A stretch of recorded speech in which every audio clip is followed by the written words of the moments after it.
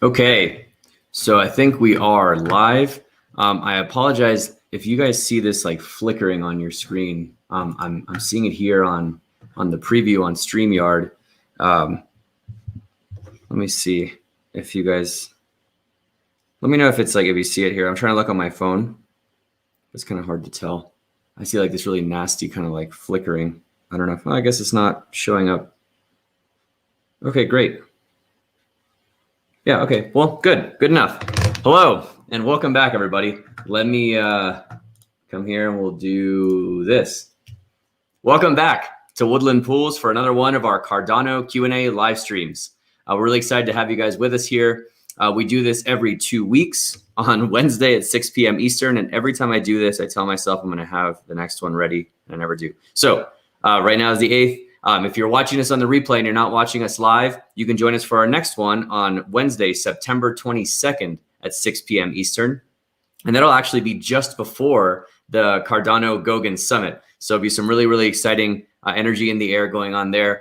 But in the meantime, welcome to everybody that's here. For those of you that are watching us on the replay, welcome back as well. For those that are joining, feel free to put your questions in the chat and let us know what questions you have, and also let us know where you're joining from. That's always, at least for me, it's one of my favorite parts, is seeing where everybody's calling in from in the world.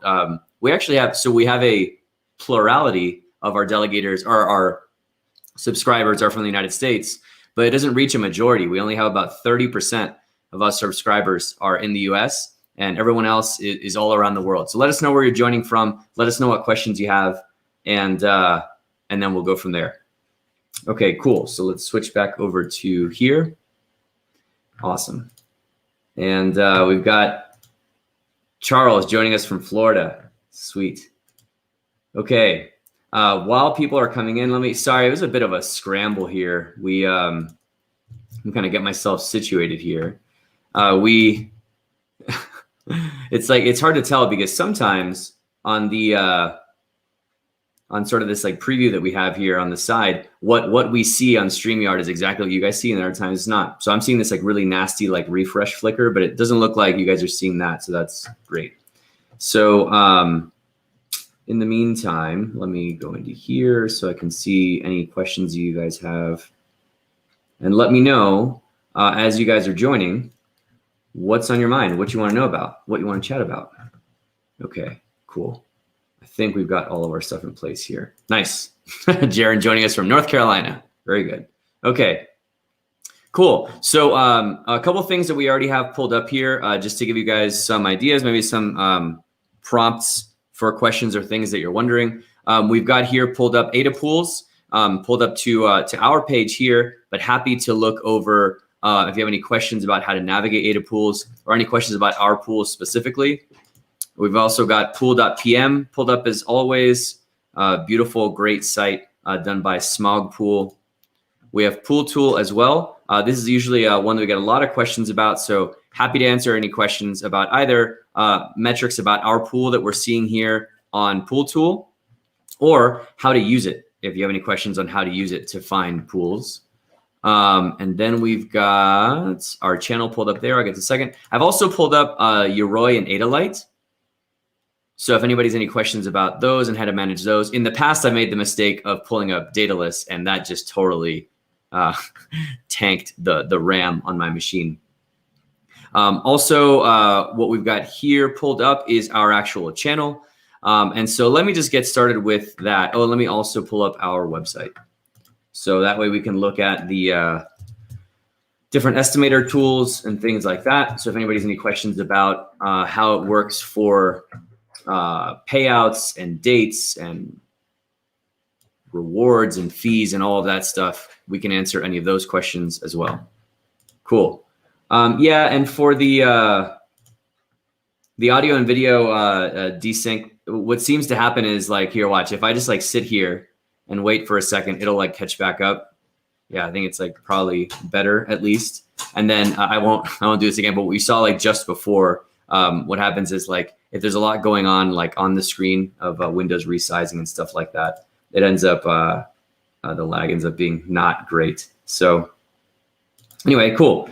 So let's start off, actually, well, I guess I will need to do that because let's start off and take a look at the actual, here we go, the actual page. So if anybody has any specific questions about, so let's say, what we always say is, like, let's say you're just getting started, right? Let me put here. Okay, great.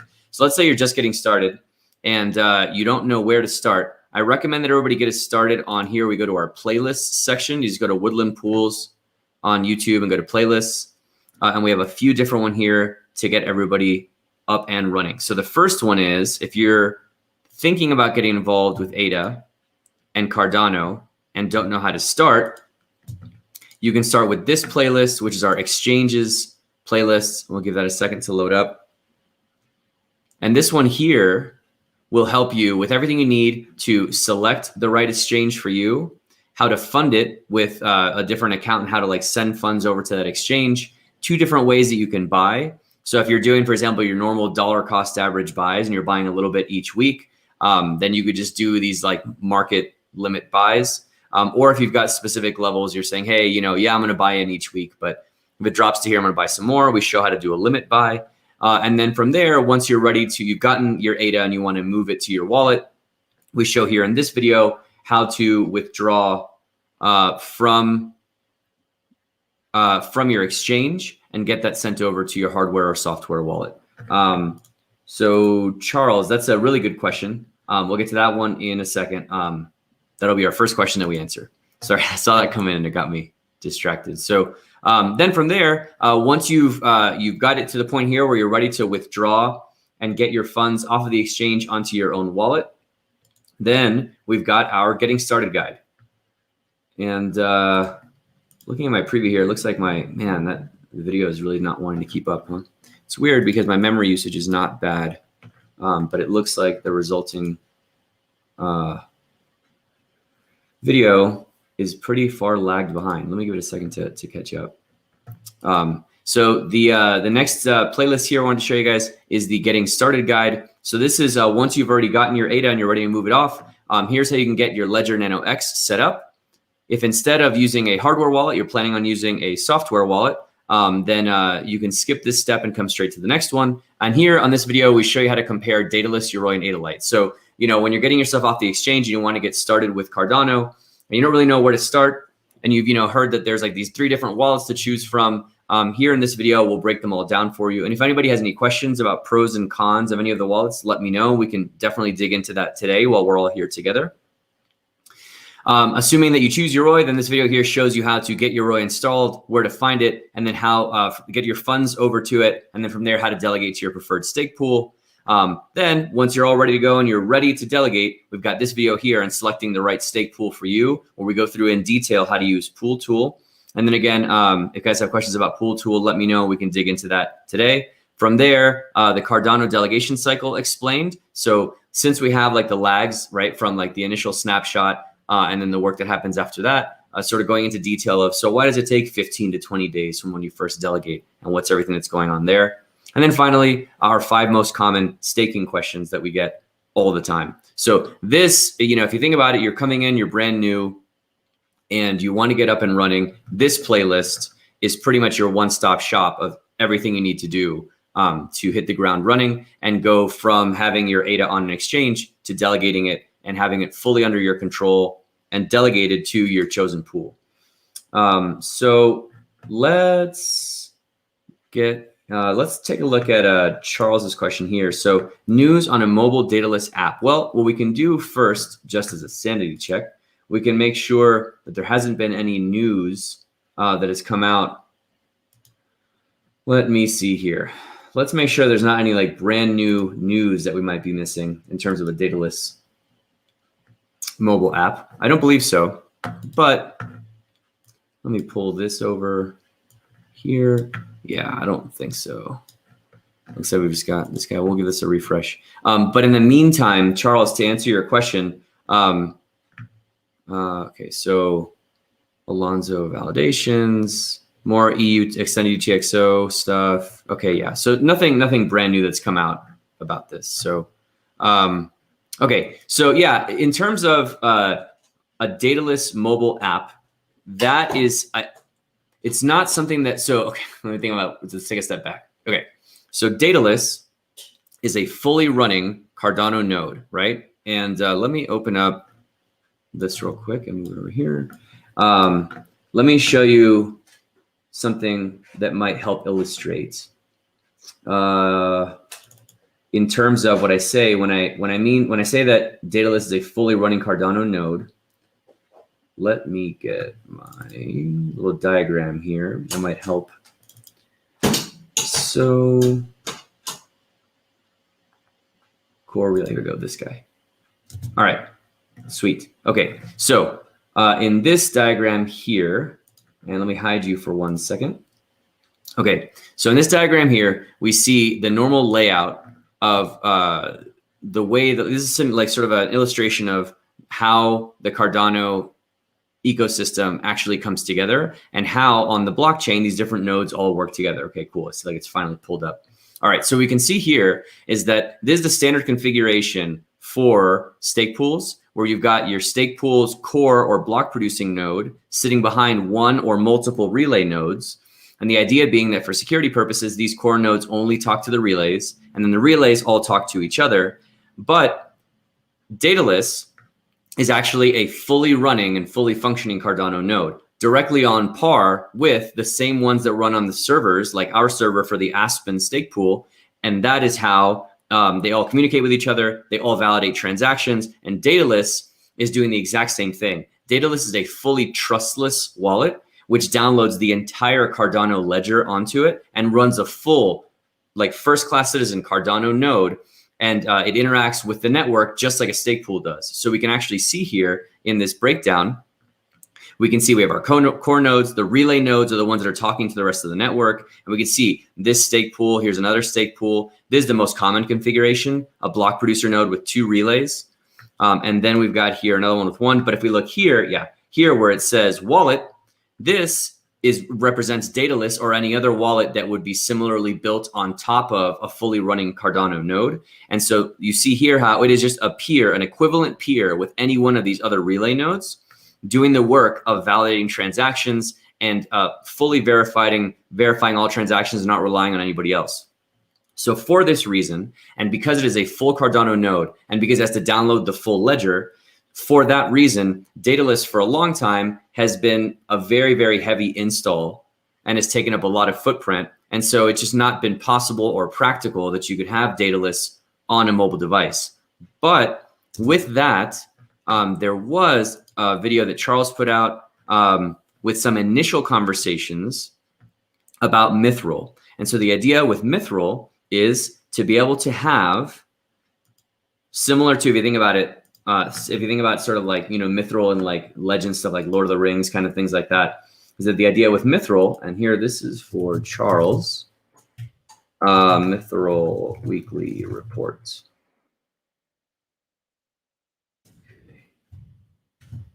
So Charles, here's a weekly report on Mithril that we covered. But so the idea with Mithril though is like similar to like sort of the legend of this like really light but really strong armor.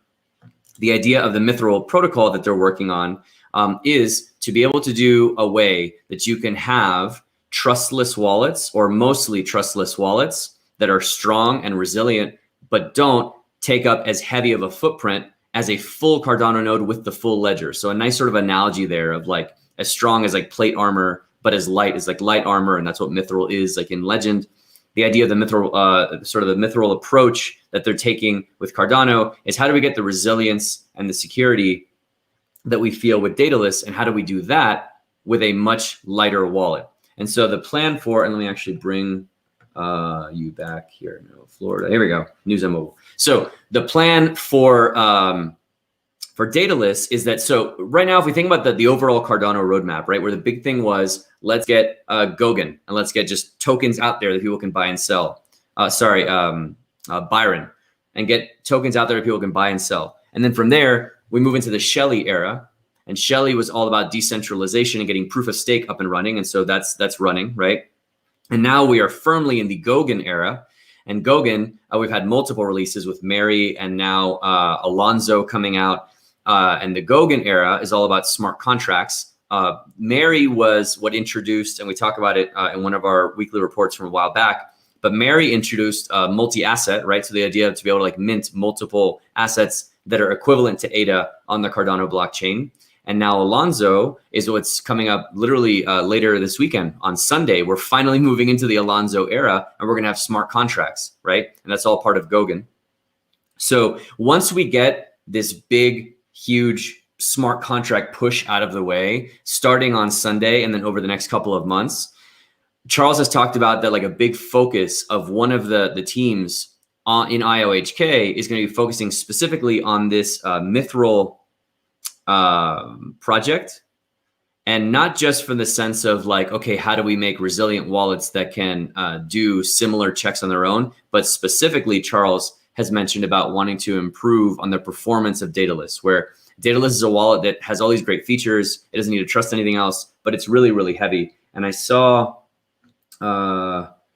here, yeah, this question. So you're asking about using Daedalus on a Windows system. You read there's issues. Yeah, so Charles himself has talked about that Daedalus is a huge install. It's very, very heavy from both a footprint of how much hard drive space it takes in terms of how much also RAM it takes up and memory for your machine to run it. And it's been apparently like even more so on Windows machines. So it's a known thing. It's known that Daedalus has the security trade-offs of being more resilient, but it is known to be a really slow and heavy install. So if we keep going through the eras, right, we had Byron was get just the coins launched. Shelly was proof of stake. Goguen that we're in right now is smart contracts and multi-asset.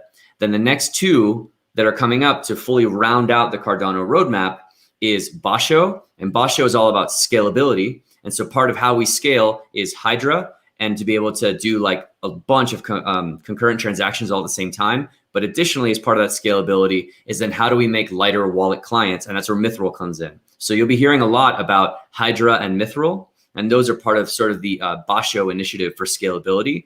And the way that Mithril would work, by the way, I know this is a really long lead in, but the way that Mithril would work is that there are ways that you can algorithmically check where the proof of something is significantly easier than doing the work of something, right?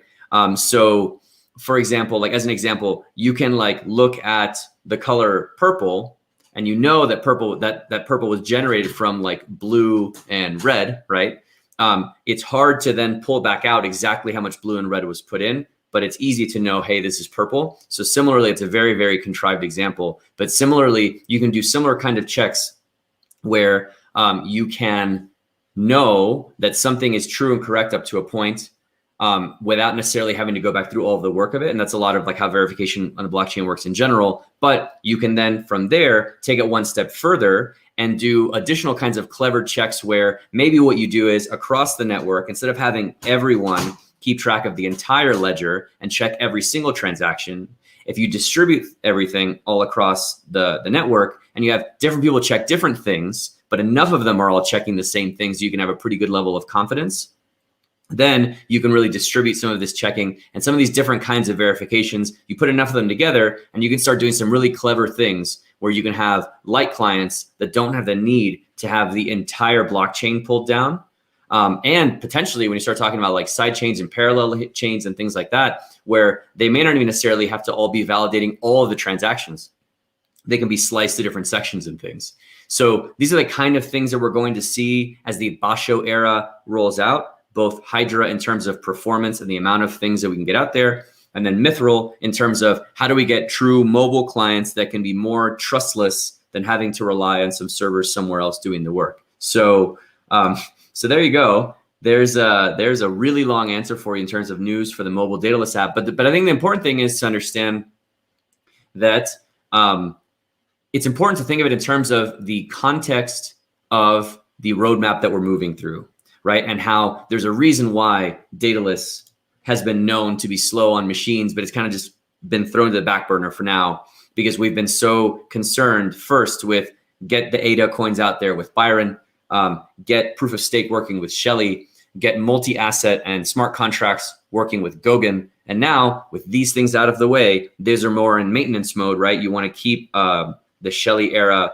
and stake pools and things, you want to keep optimizing there. And similarly with Goguen, you want to keep optimizing on smart contracts and developer ecosystem and stuff like that. But now the next big push will be the last 2 phases, which is Basho, which we've talked about just now at length, about scalability, and then Voltaire. And so the last thing we'll talk about is Voltaire a little bit.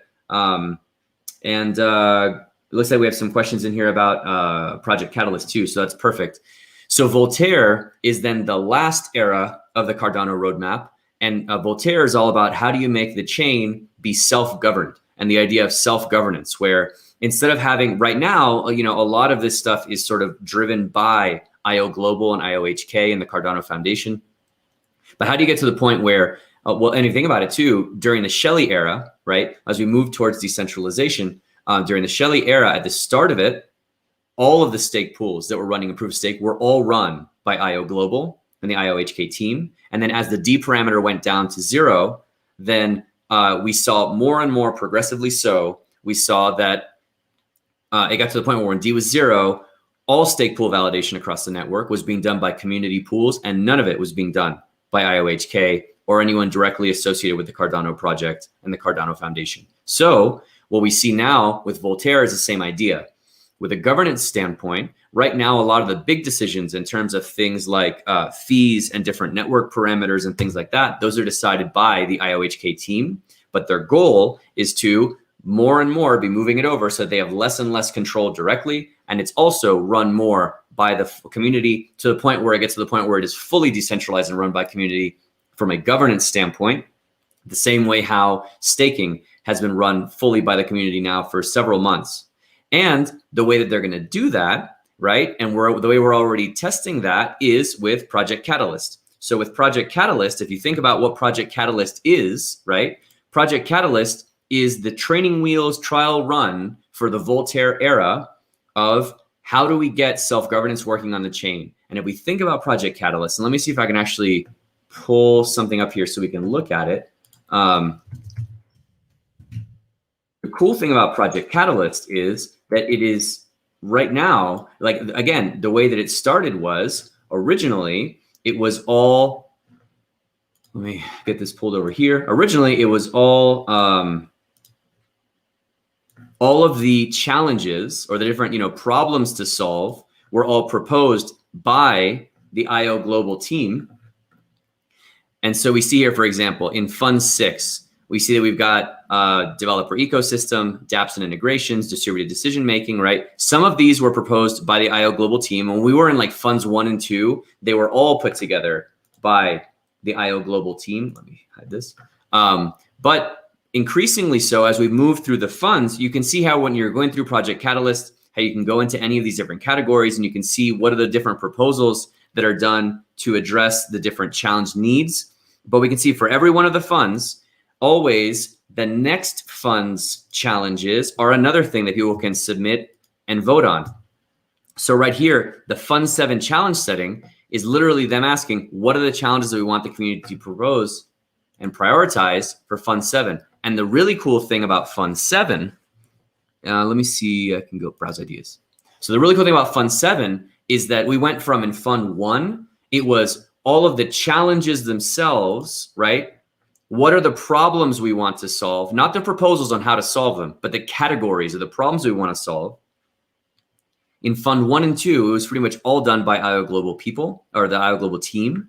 In Fund 7, it's now moved all the way the other direction, where in Fund 7, it's pretty much going to be nearly 100% community submitted challenges to solve. So let's think about that for a second, right? Think about how cool that is. These that we're seeing here, these are not submissions on how to solve problems. These are submissions on what are the problems we should be solving.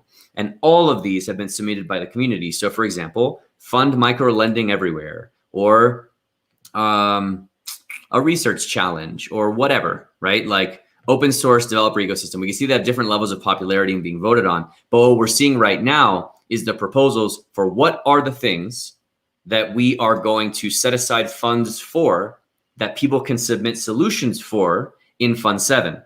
And so if we now start thinking about that, where you've got the money is already set aside in the treasury, the protocol is already going to be distributing those funds based on who gets the most votes. But those votes are for proposals, and those proposals are to solve challenges. And so now not just the proposals themselves submitted by people, but what are the problems we're going to solve? All that's going to be decided by the community. And so we can start seeing here the early signs of, oh, okay, so this is how self-governance would work, right? Project Catalyst right now is going to move to a point where it's all community submitted challenges and all community submitted proposals to solve those challenges. And the funds are already, put into the protocol in the treasury. So cool, right? It's going to be just, what does the broader Cardano ecosystem and everybody involved, what do we all consider to be important for both the problems to solve and how we solve them? And then it's a very short hop from here to then say, okay, cool. Well, instead of just abstract problems we want to solve, and I say abstract loosely, but like in terms of how do we get more people involved in the developer ecosystem, all of a sudden we can then start having really interesting and focused conversations about what's the ideal number of stake pools? What should transaction fees look like? Some of these big things that split up the earlier chains like Bitcoin, like about block size and things like that. These are all things that can be submitted, they can be approved as a challenge that needs to be solved, and they can be voted on by the community using the exact same mechanism that's already in place for Project Catalyst. So with our first 3 eras out of the way, right, with smart contracts now launching, Basho for scalability and Voltaire for self-governance, both of these last 2 phases are actually already in flight, and they're going to be running in parallel along with all the improvements that are going to continue happening with Shelly that's been launched for over a year, and Goguen that we're going to finally move into smart contracts this weekend. So what we're going to see is that now moving forward over the next several months and years, what we're going to see is that you're going to have teams in the IO team, like teams from IOHK and IO Global, working on dedicated teams working on what are Shelly type era improvements of how do we continue making the stake pool experience and proof of stake better. Goguen dedicated teams about how do we continue building out the developer ecosystem to make it that we can get people moved over and start writing dApps and really interesting problems being solved with smart contracts. From the Basho standpoint, we have Mithril and Hydra and a bunch of other things are going to be happening in terms of how do we scale this thing. We actually were just looking at some stuff about a big push is going to be for green energy.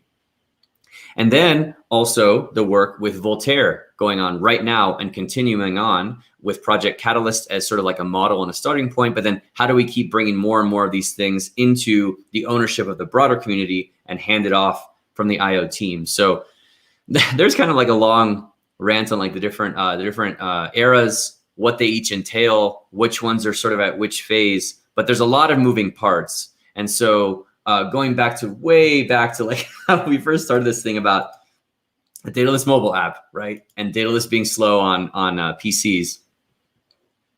There's so many different things that are in flight that need to be done. A lot of them are being done in parallel. And what we will see in the next months and years is that we're going to see increased attention drawn to the different ones that are getting more attention at that time. I would expect that we're going to start seeing a lot more conversations about scaling and a lot more conversations about governance.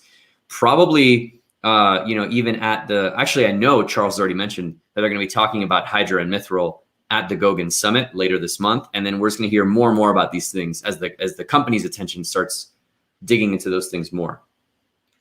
Okay, so great couple of questions to kick us off. I'm going to get some water and keep letting us know where everybody's joining from. Oh, let me see here what we got. We've got almost 30 people with us right now and only 14 likes. So if you are enjoying it, I'm going to take a sip of water. If you are enjoying it, please give it a thumbs up. It helps out to with the algorithm to then get this live stream pushed out to other people so they can join us for our last half hour or so. We're going to go for about another half hour so they can join us and get their questions answered as well. And then even on the replay, it'll get it to more folks. And if you know anybody you think would enjoy this, copy a link to this live stream, send it over to them. And yeah, ask them to come join us and ask us any questions they have. We'll go for about another 30 minutes or so. So we can give it a thumbs up to get out there more people. Really appreciate it. Okay. I have to remember to drink water because I go on these long rambles and then I forget. And GL is joining us from Kentucky. Hello, Kentucky. I've only been through there a couple of times. Never done a proper visit to Kentucky. I need to do that. Okay, so you were saying that it won't let you go 144. You can't read them, but it got better. Great. So yeah, let me know if there's any issues going on with the audio or with the video. But from what I can see in my preview, it looks like it's it's finally better. So that's good. Nawab, we didn't get rewards in the last epic. That is true. I think, yeah, frowny face, exactly. So we go into this in the video about, let me find this video real quick. I'm going to talk about it right now, but we talk about this in the finding the right stake pool for you, about this notion of copy link address. Finding the right stake pool for you using pool tool. And this was for Nawab. Okay. We go into it in this video here about the notion of lumpy versus consistent returns. But the idea, though, at a high level, I'll try and keep my answer relatively brief. But the idea, though, is that if we look at like, and actually what I'll do is let me also open this up. If we look at like a really large pool, like our friends over at Eden, let me get this pulled up here, and we can show these two sort of side by side. I think this will be a helpful sort of demonstration. Okay.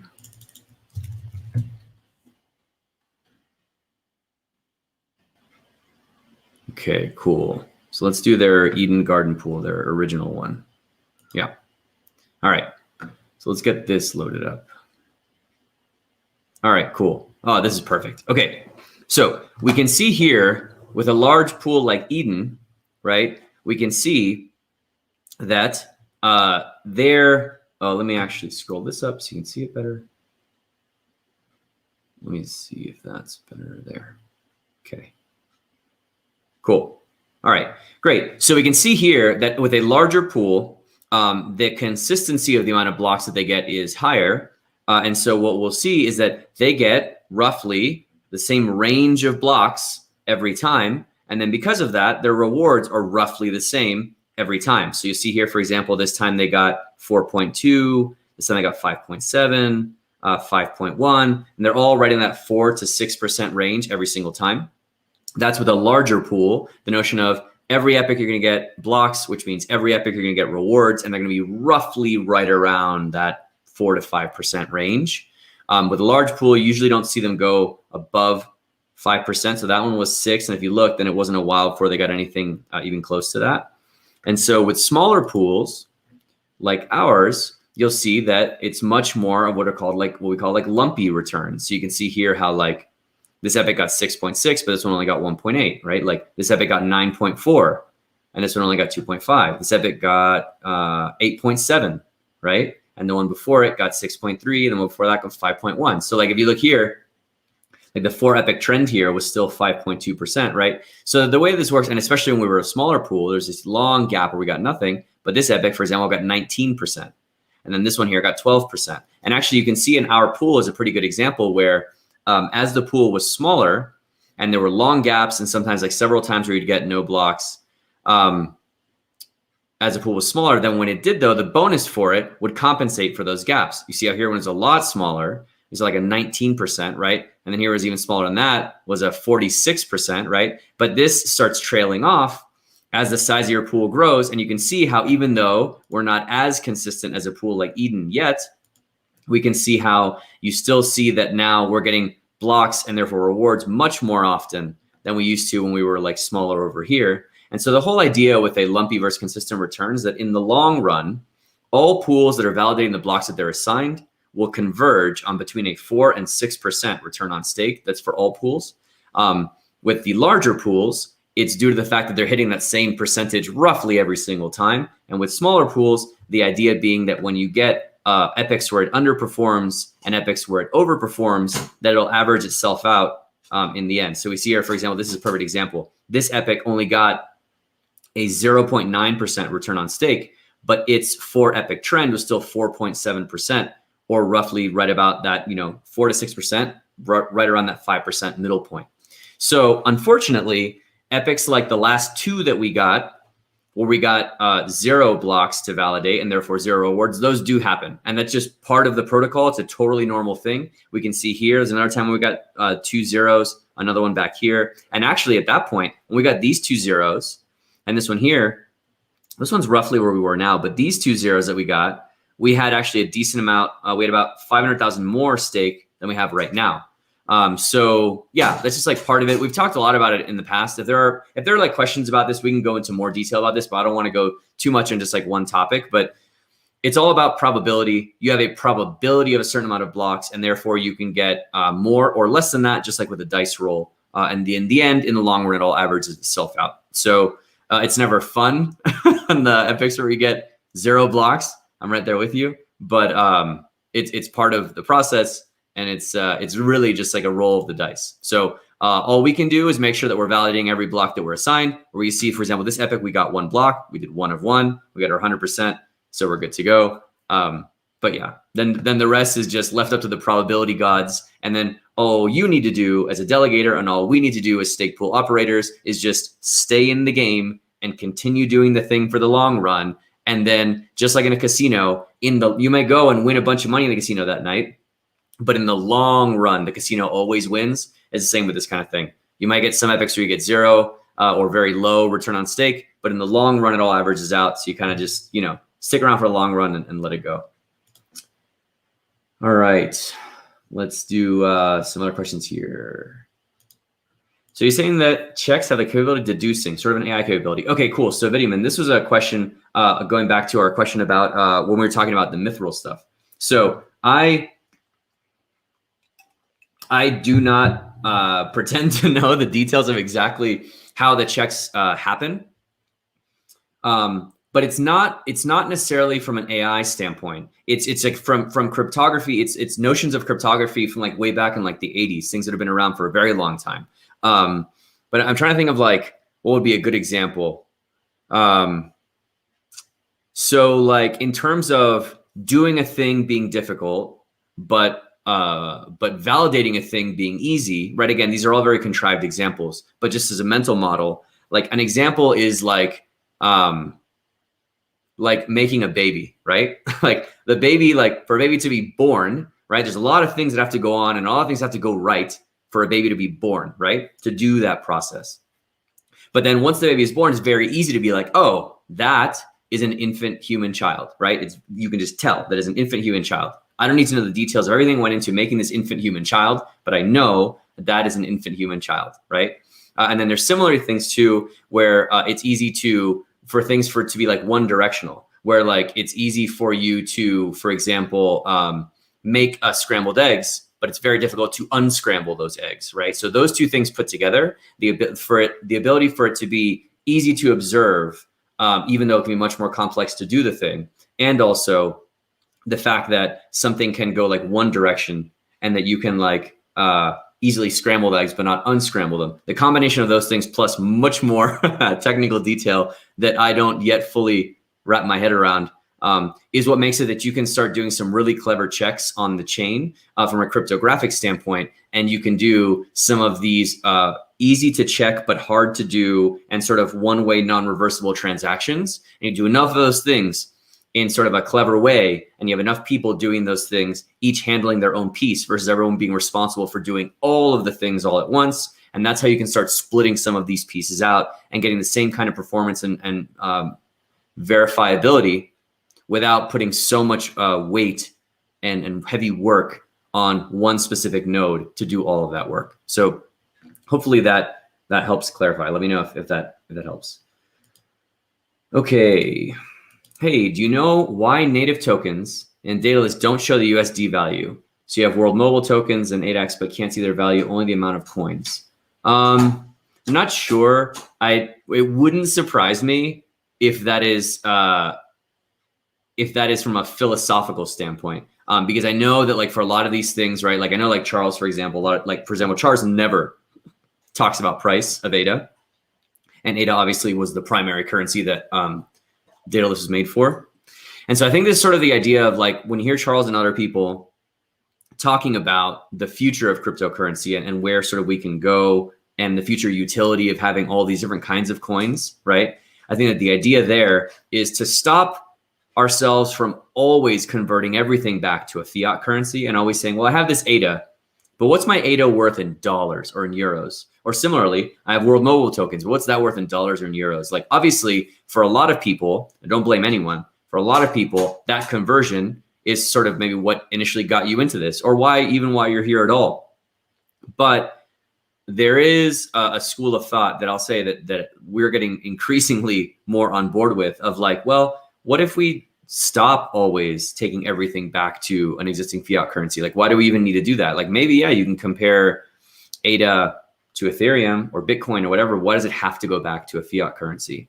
To be able to display that in Daedalus, for all of the hard work that they've done and how complex of a thing Daedalus is, to display your fiat currency equivalent, like how Ledger Live or any of the exchanges do, that's trivial for them to pull that off. I would have to guess that it's a philosophical choice of the value of your world mobile token is a world mobile token, right? Like the value of one ADA is one ADA.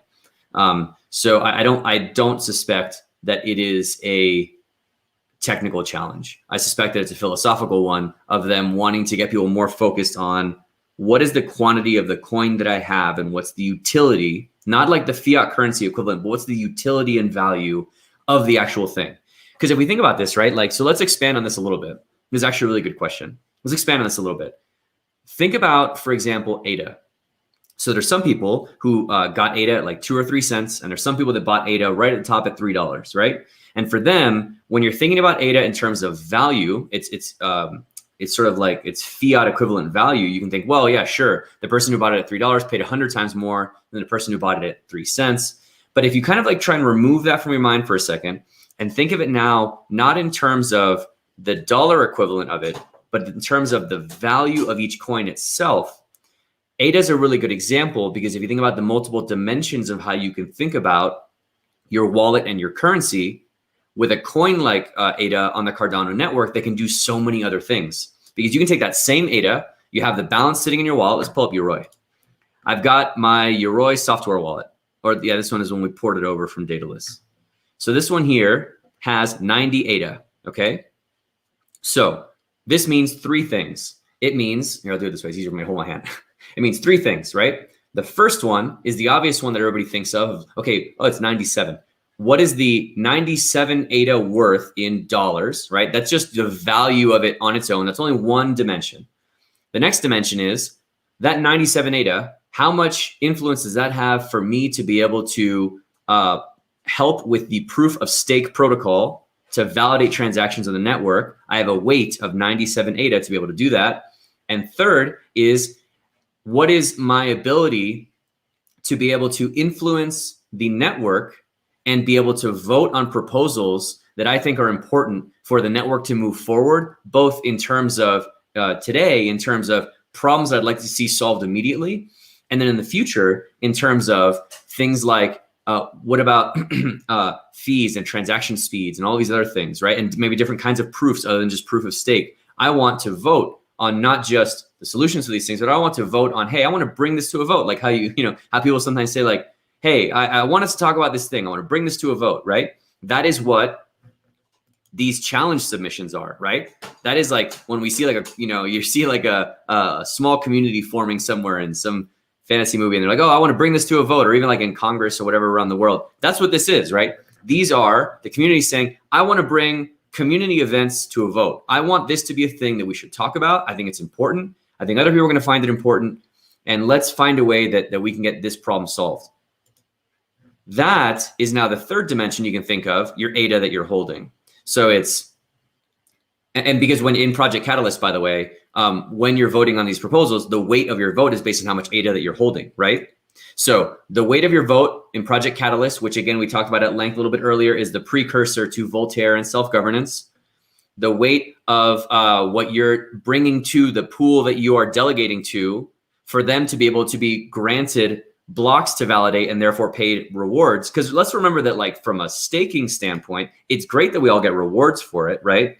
But the whole point of proof of stake is that you are proving that the transactions are correct, right? That like that our stake pool or any other is validating transactions on the network. And the way that they get the ability to do that by the network is by how much stake they're holding. And so the more stake they're holding, the more blocks they get, the more rewards they get. And all that's driven by how much ADA is being held. And so you delegating your 97 ADA are delegating 97 ADA more towards that block getting more rewards. And then the final thing you have is how much ADA you're holding and how that converts back to US dollars. But you can see now how with these sort of philosophical choices of, well, maybe we just don't show the dollar equivalent of this thing in Daedalus, how it starts making more sense where like of the 3 things that your ADA has a value of doing, only one of them even relates back to being like US dollars. The other one helps run the protocol with proof of stake, your weight of your delegation. And then the other one is what helps for self-governance and the future of the ecosystem, the weight of your vote in Catalyst. So obviously the first of those 3 and the value of it is very important to a lot of people. But I think that we're going to start seeing more and more increasing arguments for maybe we just don't always think of it in terms of dollars. Why don't we think of it in terms of the value of the coin itself and the weight that I'm holding in ADA for the sake of just the ADA itself and what that means for the chain that it's on. Because the last thing I'll say about this, and then we'll move on, is that yes, there is like, okay, there's the ability if you have however much ADA, and if I sold it, I'd get this many dollars, right? But then there is now, as this builds out, and increasingly so, there becomes sort of this competing tension of like, well, I could take the one of these 3 things and sell it and get some like dollars back. But if I do that, my opportunity cost now for being able to help to validate transactions on the network and my opportunity cost to help drive the direction of the protocol forward, I'm giving those 2 up to realize an actual gain in a fiat currency. Because let's say, for example, that like you're very passionate about the direction of Cardano and you hold 5 million ADA, right? Guess what? If you hold 5 million ADA, you have a decent voting power in terms of like when these different things come up, you can put a big weight behind your vote of like, that's where I want it to go. So now you have to decide in your head, like, well, I have 5 million ADA. If ADA reaches $10, do I sell it and have $50 million and then completely forego any potential future influence I can have on the network? Or do I just say, you know what? No, like I'll stick around. Maybe I'll sell some of the interest or something. Maybe I'll sell none of it at all. And I'm just going to continue accumulating ADA for the actual merit and the value that the coin has on itself in the network and the protocol that it lives in. So there's a super, super long answer for you. But I think this is great because this is going to keep coming up more and more. And we're going to have more and more instances where we start seeing that like with like Bitcoin, where you're like, well, you buy Bitcoin to sell Bitcoin eventually, right? Some of these other coins like Cardano with ADA, it's just going to become now like not so obvious that maybe you ever want to sell it because it's the utility of having that coin in that ecosystem is so useful. Yeah, I could go on and on. Another one just popped into my head is like Mana and like Decentraland, right? And how like, yeah, you could sell your Decentraland coins, but if you keep them, it's now stuff that you can do inside of Decentraland and like get property and do things like that. So like this is going to become, I think, a thing more and more. So anyway, there you go. That's why I guess. So I ran with for like 20 minutes and now I'll give you the TLDR. My guess is that philosophically, they don't even want people thinking about those things valued in dollars before what they do. So there you go. Okay. Drink some more water. Pedro. Okay. You have ADA, ETH, and XRP. Does each one have a different interface in order to place in the Trezor Model T? So let me try and get plugged in. We're doing this live, right? So this may or may not work. If it does, I'm just going to give it a quick try. And if not, we're going to move on. But the short answer is no. While I load this up, short answer is no. ADA requires a special wallet interface like Daedalus or Yoroi to be able to help you manage the transactions. Your Trezor, right? Use Trezor, right? Yeah, your Trezor is the one actually making all of the keys and doing everything from a security standpoint, but you're using Daedalus, Yoroi, or ADA Lite to help you manage those transactions, right? But the reason why it needs a special interface to do that is this whole long rant that I was just going on about, right? Is that for ADA, it can do much more than just be the value of the coin. It can also be used for voting. It can be used for staking, right? And to be able to manage all of these things. I mean, look at Yoroi. Look at all the stuff you can do here where you can go to a delegation list and pull up these pools and pick the pool that you want to delegate to. I'll give it a second to let that load up. And then, of course, there we go. So there we go. So you can like, and get all this cool information in terms of like all these different pools and all this stuff about them. You can do your voting from here, right? You can like register to vote. This wallet obviously doesn't have enough, but all of these things are all things that Trezor and Ledger would also need to build into their interfaces. I would suspect that in the future, they will build those things in. Now the dust is settling a little bit, but there was so much development happening so fast for these different things that I think it's just like for the Cardano and IOHK team, they're like, you know what, we'll just take care of it ourselves. And then these guys can just catch up later.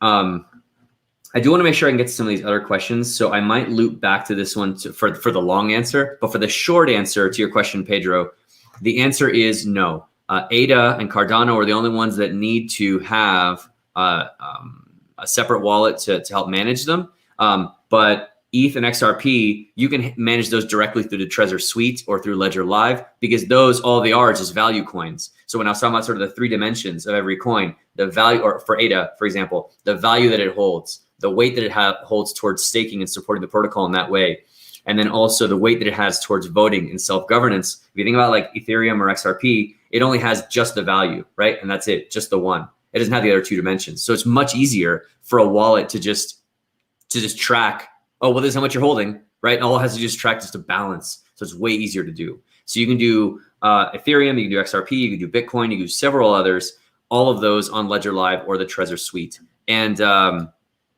yeah. So let me know if you have any questions about that, because there's a lot of other relevant videos that I could like share with you. Like this one, Crypto Keys, Wallets, and Addresses, talks about where your coins actually live and what the different things are doing there.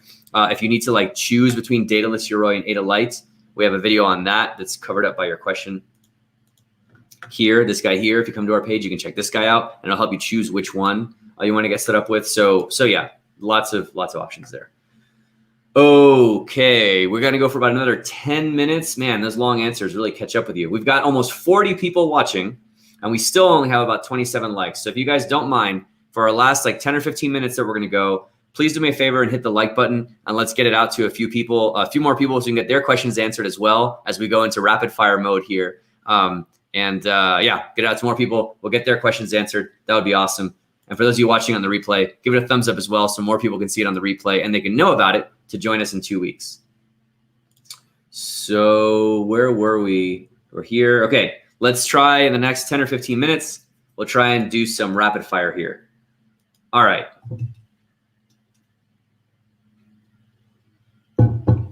Kelly, I registered and voted during Catalyst Fund 5. How do I verify what was received in voting rewards? I've not seen anywhere this is reported.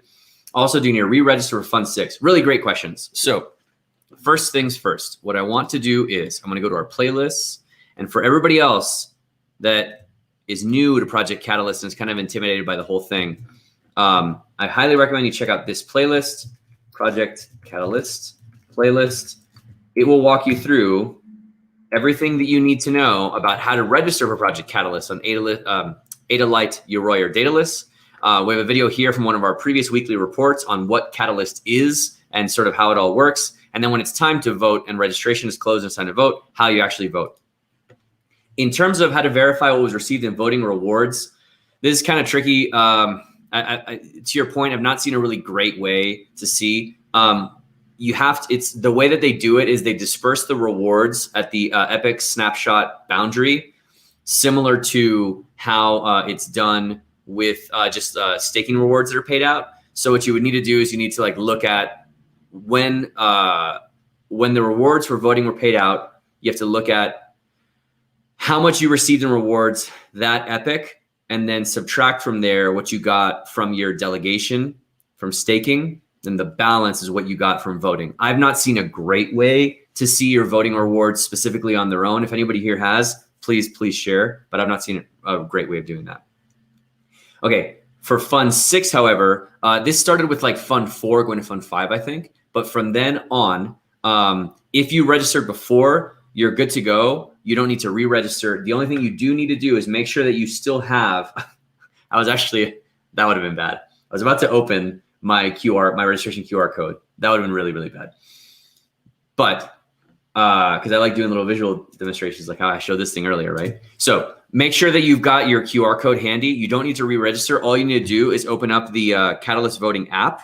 That I can show you. You'll open up the Catalyst voting app. Yeah, great. And so, yeah, so on the Catalyst voting app, I guess you can't really see it really great, but what you would need to do is once the Fund 6 opens up or whatever, you would click there, you'd scan the QR code again, and it's already linked and ready to go. So you're fine with that. Okay. Hey, Damas, hello again to Dominican Republic. Okay. Yes, you. So voting, Hawal, is incentivized voting. That's one of the cool things about Project Catalyst is while they're doing all of this testing for Voltaire, it's incentivized. So just for participating in voting, you get some rewards paid back to you as if it was staking rewards paid directly to your wallet for free. All you need to do is just register and vote. Okay, most exchanges will show you the total price. You just got to buy and put your amount in. Yeah, so Nawab, I think this is, you're talking about for the question that Hawal was saying about it not showing up in Daedalus. So that's, yeah, so in an exchange, if you think about it, an exchange will show you your total USD equivalent because they're an exchange and their whole thing is they would like to help facilitate you to buy and sell as much as possible because they charge you transaction fees for every buy and sell that you do. So for them, so remember how I said back here, how I was saying, I believe that the reason why the USD equivalent is not shown in Daedalus is from a philosophical standpoint. It is exactly the same reason that most exchanges will show you your USD value, because for them, from a philosophical standpoint, they want you to be constantly thinking about your crypto in terms of a fiat currency, and they want you to constantly be thinking about it in terms of dollars and euros and whatever to trade as much as possible so they get as many fees as they can. So yeah. I do not personally have any Cardano NFTs. If anybody wants to send me one, I will accept one. It's just not anything that we've gotten into very much. Like I know there's a lot of channels that focus on this a lot. Kaizen Crypto focuses on it a lot. Big Pay looks at that stuff a lot. Yeah, I know Kaizen Crypto talks about this all the time about NFTs and stuff like that. Personally, like my personal views, I'm more of a fan. I'm more in line with like if you guys watch Army of Spies, I'm more in line with sort of their view in terms of like really big on the functionality of things that can be done. I think NFTs are really cool. I think they have a lot of good potential in terms of digital art and things like we think in terms of collectibles and trading cards and things like that. But personally, I'm sort of a little more conservative in terms of this stuff where I want to see utility first and then some of that stuff later. So I've personally not gotten any Cardano NFTs yet. Yeah, nothing against them, just chosen not to yet. Okay, let's do a couple more hellos. So Matthew from Louisiana. Louisiana is a really great state, really great food. Pedro is from Florida. All right, so Matthew, noob here. From running Daedalus on my PC, it is a node, correct? So computer has to be connected and running all the time. No, great question. It is a node, and for as long as it is connected, this is what we were talking about before, for as long as it is connected, it is serving as a node just like any other on the network, helping to validate transactions. This would be you right here, this wallet. This would be Matthew's Daedalus wallet verifying transactions. Now, the thing is that there's also expectations, right? The expectation of a stake pool is that the stake pool should be running all the time, right? And the stake pool should be validating transactions all the time. The expectation of a wallet is not the same. It's not like expected that you'll be doing that at all times. So you can just open up your wallet whenever you need to, and it'll sync back up, and then you'll be able to do whatever you need to do. The benefit of leaving your wallet running all the time, one, you're helping to validate transactions, so that's kind of cool. But two, you don't have to resync when you open up because it has to be up to date with the rest of the network to be able to do that. So it has to resync back to the network every time. So you can skip that if it's always running, if your machine can handle it. All right. Simply Human, hello. Oh, good to see you on one of our live streams. It's always good chatting with you in the comments. Daedalus shows USD value and price per coin, top right corner away. Oh, great, cool. Yeah, if it does, that's awesome. Haval, a future millionaire. Ada wants to be independent. Yes, that's true. Why USD conversions? Because you can't buy. I mean, yeah, sure. Yeah. Okay. What is happening to the ADA price right now? OMG. Is it really? Let me see. Let's take a look. I mean, yeah, it's, it's hovering around 250. I mean, whatever. Like, I mean, it's also, remember that just a little over a year ago, it was like 5 cents. So yeah, let's keep that in perspective.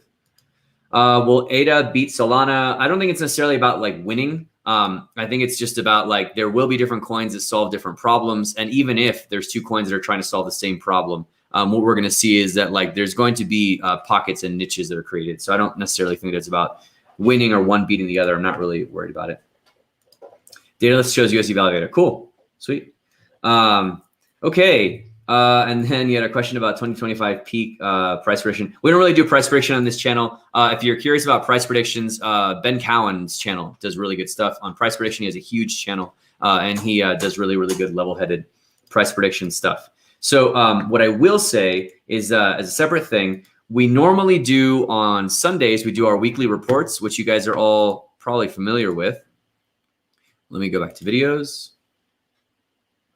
Okay, so we normally do on Sundays our weekly report videos, like the ones you see here, right? Where we do like an edited version of everything that was going on that week. What we're thinking about doing is this Sunday, the epic snapshot boundary that happens this Sunday is going to be the one that actually ushers us into the Alonso era. So we thought it would be kind of cool to do something a little bit different for, let me bring us back full screen again. So that'd be cool to do something a little bit different for this week's weekly report. What we'd like to do is, instead of doing sort of a short edited version that we do, let's see how, well, the lag really isn't great, is it? But anyway, so what we like to do, I'll just do it smaller then. What we'd like to do then is, instead of doing an edited one like we normally do, about like 10 minutes long, what we'll do is at about 5 p.m. Eastern, because at about 5:45 Eastern is when the epic snapshot boundary happens. So what we're going to do is this Sunday at 5 p.m. Eastern, we're going to do a live weekly report. And what we'll do is the first 20 or 30 minutes, we'll go through news that happened this week, and we'll just go through all the latest developments. And then at the tail end there, after the first 30 minutes or so, we'll switch to Q&A.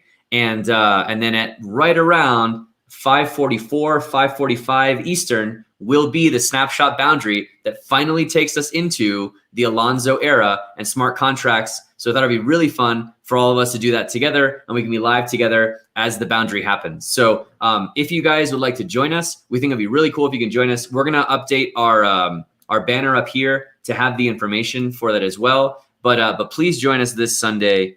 It will be this, the 12th. Obviously, we've been talking about this forever. This Sunday is this guy, the Alonso hard fork dates. The date is finally upon us here. We went to the testnet on September 1st, September 12th. Oh, that's right. This is wrong. This is not Monday. This is Sunday. This is one of their slides, not ours. On Sunday, September 12th is the epic snapshot boundary, and we will finally be in the Alonso era of smart contracts. So please join us live on Sunday for a live weekly report.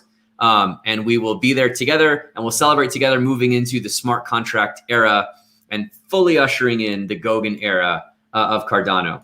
So I think with that, Haval, thank you so much. If you guys can, on your way out the door, like cleaning up as you head out the door, if you don't mind, if you haven't given a thumbs up yet and you want to support the channel in the simplest way you can, give it a thumbs up. Let's get us out to some more people. Give it a like on your way out the door. And if you guys want to join us on Sunday, let's watch the boundary cross together and move into smart contracts together. There's always a great time. Thank you, everybody, for joining us. Can't wait for Sunday. Yeah, we'll talk to everybody soon. Have a great day and a great evening, and we'll see you guys on Sunday. Thanks. Bye.